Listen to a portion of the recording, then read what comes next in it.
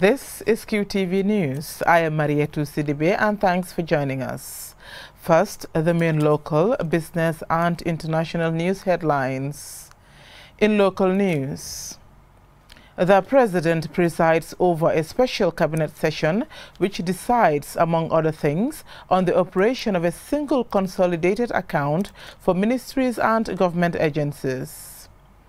A narcotics officer with the Drug Law Enforcement Agency on Thursday told the Truth Commission he was mercilessly tortured and how and why he had to run naked from NIA headquarters.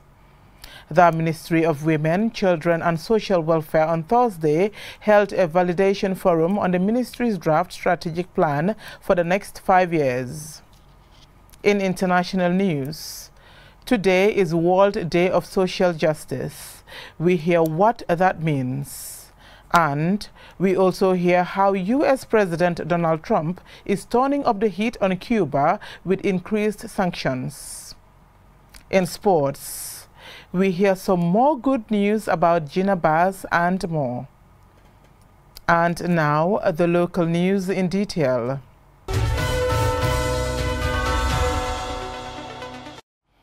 A special cabinet session presided over by President Adama Barrow on Wednesday discussed and adopted 3 important papers, including an $80 million loan agreement that targets over 40,000 households and a $29.8 million rice value chain project.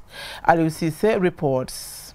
The Gambia's Information Minister, Ibrahim Silla, reveals that Cabinet considered and approved the first loan and grant agreement between the Gambia and the International Fund for Agricultural Development (IFAD) for the financing of resilience of organizations for transformative smallholder agriculture projects routes.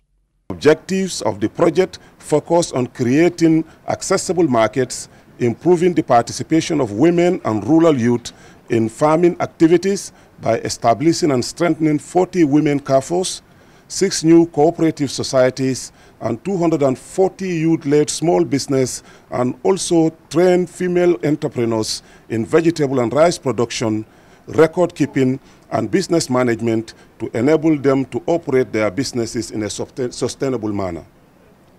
The project will be implemented in 5 regions, namely the Central River Region, North Bank Region, Lower River Region, West Coast Region, and Upper River Region.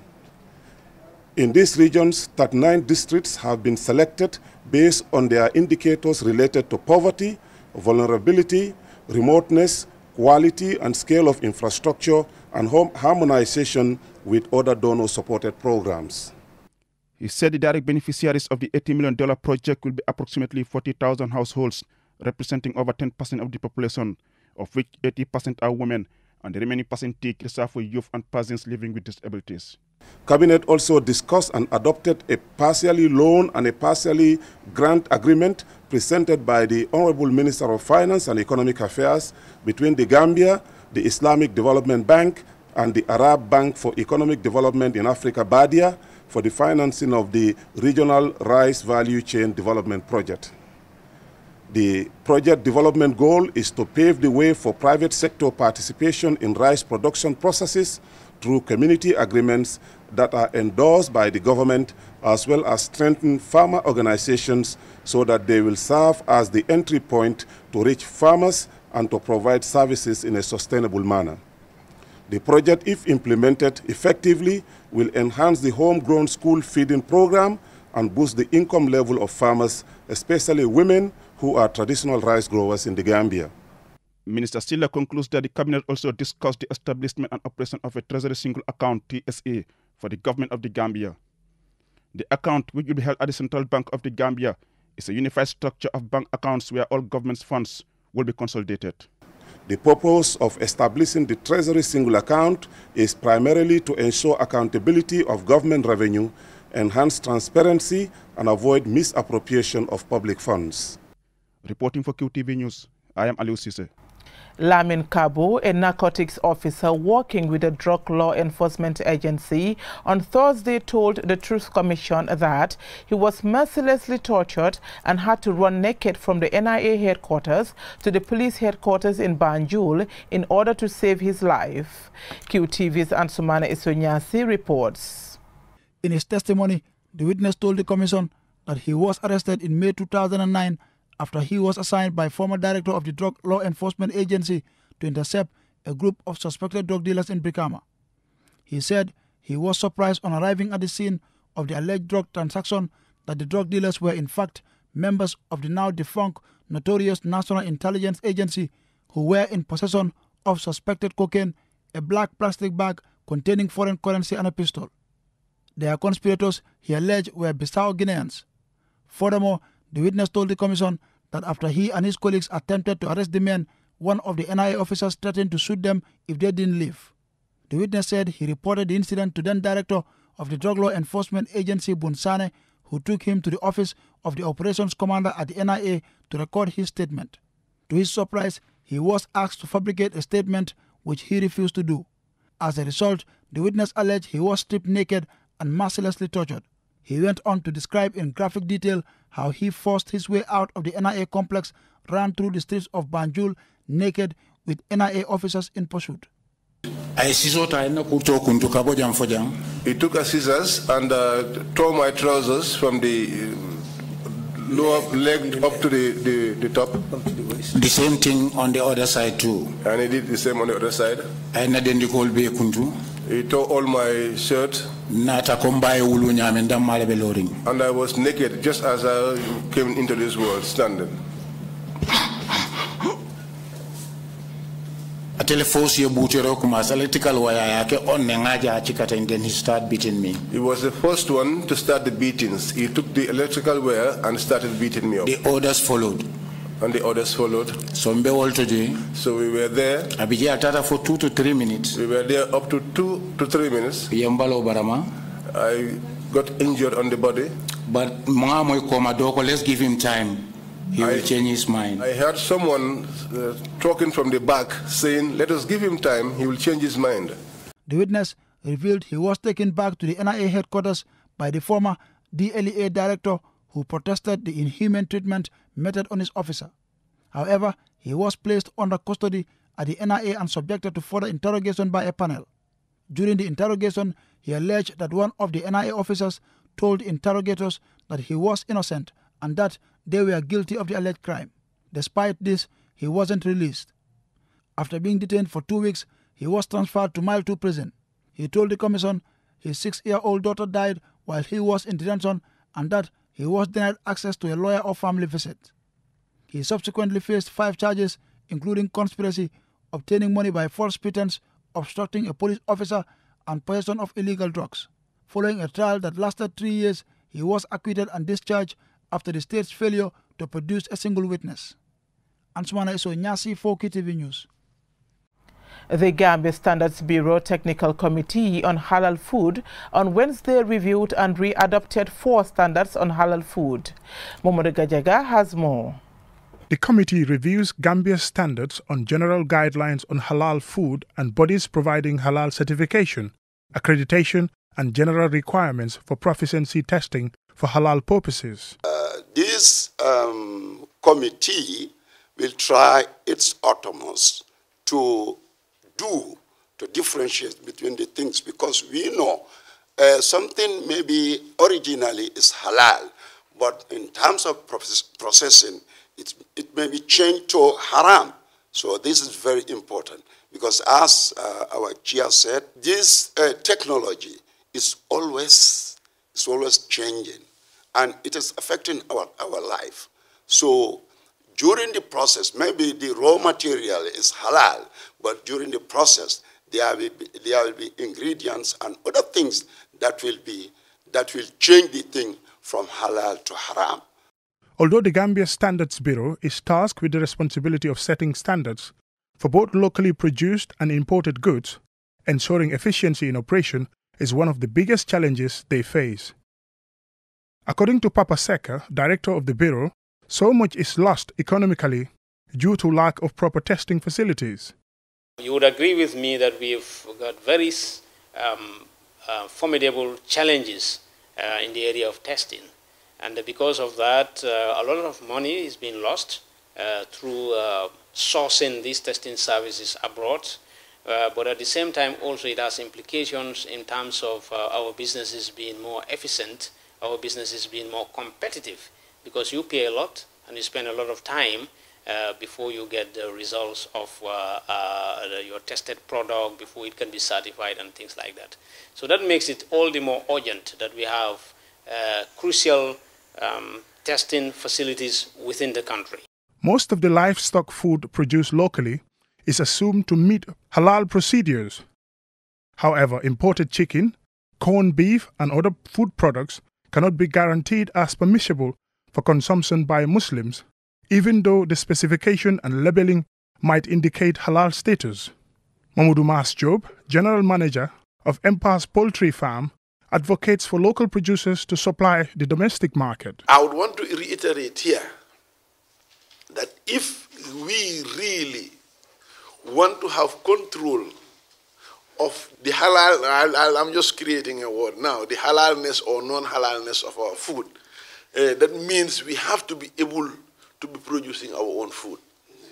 I think that should be something that we should be advocating for as well. According to the teachings of the Prophet Muhammad, peace be upon him, Muslims are only permitted to consume food prepared following strict Islamic dietary laws and regulations determined to be lawful and clean. As the body responsible for standardizing methods, processes and products, both imported and locally produced, the technical committee's work to review and publish national standards on halal food is important for Muslims in the country. Mamudu Gajaga, QTV News. The Ministry of Women, Children and Social Welfare on Thursday held a validation forum on the Ministry's draft strategic plan 2020-2025. Bintu Koka attended the event and she now reports. The Ministry of Women, Children and Social Welfare was set up in January 2019 to empower women as well as give prominence to the matters of women, children and the vulnerable in the society. The strategic plan also focuses on social protection of women to guide the ministry's strategy for the next 5 years. Information Minister Ibrahim Silla gave his ministry's support to the strategic plan in offering technological services. Everything within your mandate, if the population don't know about them, definitely they will make lesser impact. So that is why this collaboration is extremely very critical, that we have a collaborated efforts to ensure that every single woman and girl child in this country understand the very, political commitment and issues that this ministry is involved in. Fatou Kinte, the Minister of Women, Children and Social Welfare, says the plan will help her ministry to achieve its aims in fulfilling the needs of its target groups. If you look at the document, it's really huge and it is rich, and it's looking at all of these areas. And then we haven't lost sight of the fact that we are working within a global environment. It has looked at the SDGs and also looked at other regional conventions that we have signed at the level of Africa and also at the level of West Africa, and coming down to the NDP, our National Development Plan. She adds that the document will be used to elicit funding for the implementation of the plan. At the end of this validation, we'll come with a document which we can sell to get funding to support its implementation. Validating the document is one aspect, but then mobilizing resources for it is another. And if you remove those from the society, nobody else is left. So this ministry looks at the needs and concerns of everybody in the Gambia. That being the case, your concentration on this document and making sure that it's well validated is very important to us. The strategic plan reflects the ministry's response to marginalization, vulnerability and social injustice in the country, including the plight of the differently abled. Bintu Koka, QTV News. The Ministry of Agriculture, in partnership with Food and Agricultural Organization of the United Nations, on Wednesday organized a day-long validation workshop on the National Horticulture Strategy 2020-2024. Amadou Oba attended the stakeholders meeting and filed this report. The strategy supports the attainment of the National Development Plan, NDP goals, and affects the implementation of the Horticulture Master Plan. In June 2019, the Ministry of Agriculture requested the Food and Agricultural Organizations of the United Nations to support the formulation of a 5-year National Horticulture Strategy 2020-2024. The validated document, developed with the technical expertise of Dr. Tijan Jallo, is aimed to modernize agriculture and promote a coordinated and sustained value chain development in horticulture. Shibu Rampidi, country representative of the UN's Food and Agricultural Organization, says with the support from the European Union, the Global Environment Facility, GEF, and the Ministry of Agriculture's guidance, they are able to achieve great successes. I can report to you that 32 gardens which will have year-round water supply are under construction. We are making plans to finalize the establishment of cold storage facilities in strategic locations. We are working very hard with the marketing bodies to make sure that they are given assistance and they are able to enhance their ability to address the needs of the farmers. And the assistance to the farmers makes a difference because it enables the farmers to link up with the markets. While giving an assurance of their continued support, the FAO country rep further emphasizes that the validation of the horticulture strategy will enable the government to speed up sector development, leading to higher incomes and job creation. It is a strategy that will include inclusive and efficient production systems. It should be a strategy that emphasizes diversification, production diversification. It should be a strategy that announces or pronounces on better, cohesive governance, and it should be a strategy that addresses institutional capacity. Speaking on behalf of the Minister, Momodumbai Jabang, Permanent Secretary at the Ministry of Agriculture, says the 5-year horticulture program complements the efforts outlined in the National Development Plan 2018-2021. The implementation targets horticulture as a key subsector for value chain development and envisages the promotion of fruits and vegetables whose potential for import substitution will be harnessed and promoted to expand their export and marketing, which in turn will provide the opportunity to broaden and accelerate agro-industries and maximize agricultural value addition. Horticulture can be an important source of foreign exchange earnings for a number of nations. Demand for horticulture products is rising globally, with farmers finding production and marketing of high-value and high-volume horticultural crops a profitable venture. An estimated 54% of the land surface in the Gambia is arable, and about 120,000 hectares is suitable for horticulture. For QTV News, I am Amadou Oba. We will go with a short commercial break, and when we come back, in international news, today is World Day of Social Justice, and this year's theme is Closing the Inequalities Gap to Achieve Social Justice. And we hear how U.S. President Trump is trying to bring Cuba to its knees with his policies, where 10 of his predecessors have failed. Join us after the break for these stories, sports news, and more. Right time, right place, right price. Promote your product, business, and brand to millions of viewers nationwide or across the globe. Call QTV Marketing on 32-44444 or email us at marketing@qtv.gm for all your advertisement needs. QTV Gambia, right place.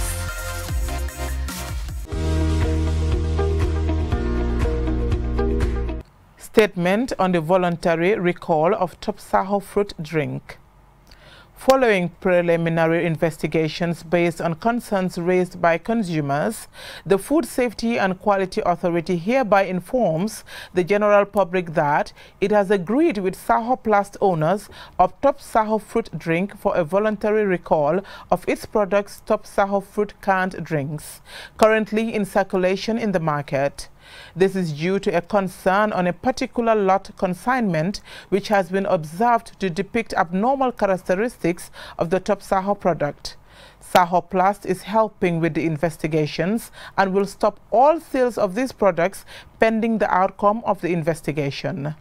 The general public will be provided with necessary guidance and information about the conclusion of the investigation. In the meantime, the general public is assured of the resolve of the authority to ensure that the voluntary recall by Sahoplast is properly implemented as stipulated in the Internal Incident Response Protocol and the traceability and recalls guidelines of the authority. The general public, especially customers of the top Saho fruit drink, are urged to assess the management of Sahoplast for a smooth and quick recall of the fruit drink from the market. The authority once again reassures the general public, especially customers of the top Saho fruit drink, are urged to assess the management of Sahoplast for a smooth and quick recall of the fruit drink from the market. The authority once again reassures consumers that it will continue to protect and safeguard the health of the populace. For further inquiries, the authority can be contacted on the following numbers: 4466797 or 4466855.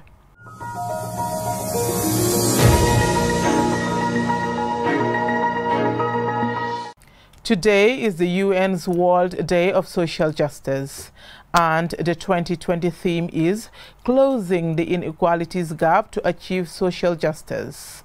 The United Nations says social justice, an underlying principle for peaceful and prosperous coexistence within and among nations. We uphold the principles of social justice when we promote gender equality or the rights of indigenous peoples and migrants. We advance social justice when we remove barriers that people face because of gender, age, race, ethnicity, religion, culture, or disability. For the United Nations, the pursuit of social justice for all is at the core of our global mission to promote development and human dignity. The Declaration of Social Justice focuses on guaranteeing fair outcomes for all through employment, social protection, social dialogue, and fundamental principles and rights at work. The International Labour Organization unanimously adopted the ILO Declaration on Social Justice for a Fair Globalization on 10th June 2008. Here are some activists from around the world saying what World Day of Social Justice means to them.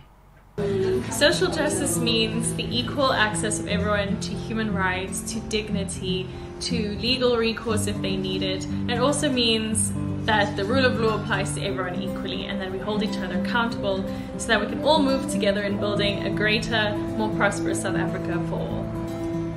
So to me, social justice means fair treatment to all, regardless of whether you are elderly, you are a young person, it doesn't matter. Social justice is there for everyone, to serve everyone fair treatment. To be more concrete, it means to give to everybody equal opportunities to whatever right they are entitled to. Social justice means standing in solidarity with the most vulnerable people in our society and working with them and advocating with them for their needs and their rights. U.S. President Donald Trump is the 11th and latest American president to try and force regime change in Cuba. The Caribbean island has been under economic sanctions imposed by America and followed by some of its allies since the revolution of 1960. In that time, no American president has sought to end the sanctions, probably the longest such embargo, which started in the 20th century. The Cuban economy has been making money from cruise ships docking in Havana, laden with tourists. However, what had seemed like a policy of relaxing of sanctions under successive U.S. presidents has been overturned by President Trump. Mr. Trump's plan to penalize any cruise ship companies making stops in Havana is having a serious impact on the tourism sector. Americans who had been going to Cuba in increasing numbers are now discouraged from visiting. Since the Cuban Revolution, America has had 11 presidents, including some who served 2 terms. In that time, Cuba has only been governed by brothers Fidel and Raul Castro.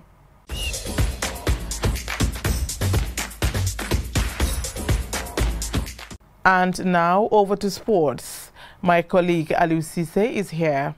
Aliu, what's on today's sporting menu? All right, thank you very much, Mariatu. We start with athletics because the Gambia's pride, Gina Bass, has done it again. She breaks national record as she clocks 7.11 seconds in the women's 60-meter final at the ongoing World Athletics Indoor Tour in Levin. The multiple award-winning athlete has already secured her ticket for the Summer Olympic Games in Tokyo later this year. Actually, Gina has been receiving so many congratulations on Facebook and of course other social media by Gambians and supporters of Gambian sports. And now to Ghana, where football fans, guess what? They are shocked by the fact that Aduana Stars and Asante Kotoko started a Premier League game with only 10 players instead of 11. Due to what? Superstition. Quite interesting story. And now to Manchester City, because Man City boss Pep Guardiola says he will stay at the club, even though the team has been given a 2-year Champions League suspension by UEFA for what? Breaches of club licensing and financial fair play regulations. The team has denied the allegations and they will launch an appeal at the Court of Arbitration for Sports. Let's hear what Guardiola has to say after a 2-0 win over West Ham on Wednesday. If they don't sack me, I will be here. So no matter what happens. I love this club. So I said before, this eventual situation happen, I like to be here.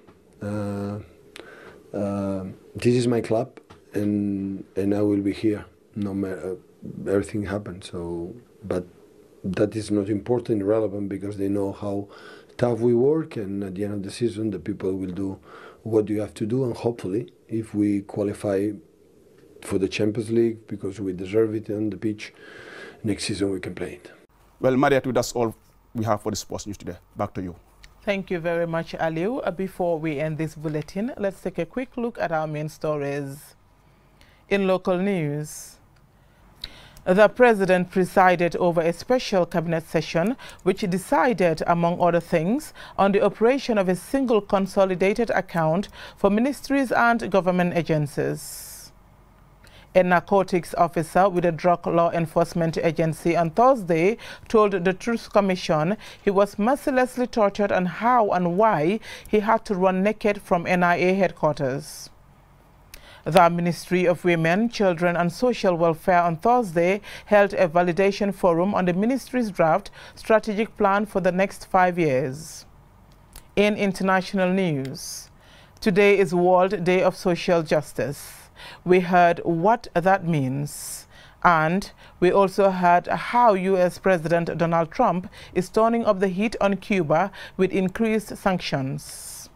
That's all we have for you in this bulletin. Join us at 10 for another bulletin. Thank you for watching.